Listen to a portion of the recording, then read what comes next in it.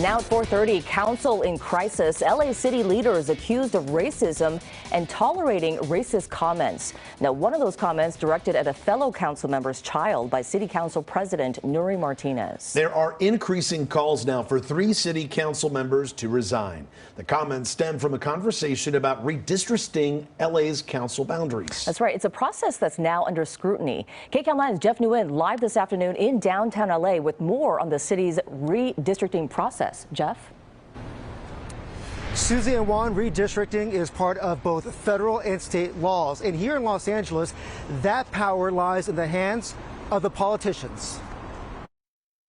To create districts that benefit you all. The leaked audio filled with racist remarks from 3 LA council members and a labor leader was recorded in October of last year, nearly 2 months before the city council approved its redistricting map.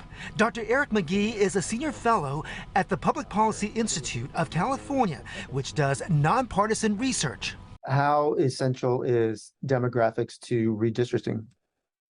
Oh, it's the lifeblood of the process. At the state and LA County levels, that's done by independent commissions. In the city of Los Angeles, it basically comes down to the elected officials themselves. They're making the final decision about how the districts are drawn. Redistricting is done every 10 years based on census data, but the latest redrawing of the map was delayed because of the pandemic. The way that the districts are drawn determines who gets elected.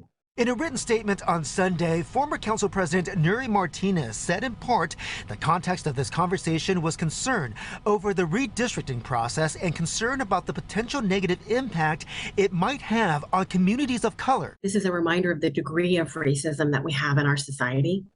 And it's not by one group. Dr. Mindy Romero is the director of USC's Center for Inclusive Democracy. She says having independent commissions draw up district maps can increase public trust. Furthermore, there are disparities in voter turnout even within a single district. Politicians know that. They outreach to and try to bring in not every potential voter, but the voters that they think are actually going to vote for them, and strategically maybe just the ones that they need. There are state laws, the California Voting Rights Act, that actually require that race and ethnicity be considered to a certain extent when drawing districts, to make sure that you are adequately representing all of the races and ethnicities. To ensure equal representation, each of the 15 LA Council districts must have about 260,000 constituents. We are live in downtown Los Angeles. Jeff Nguyen, KCAL 9 News. All right, Jeff.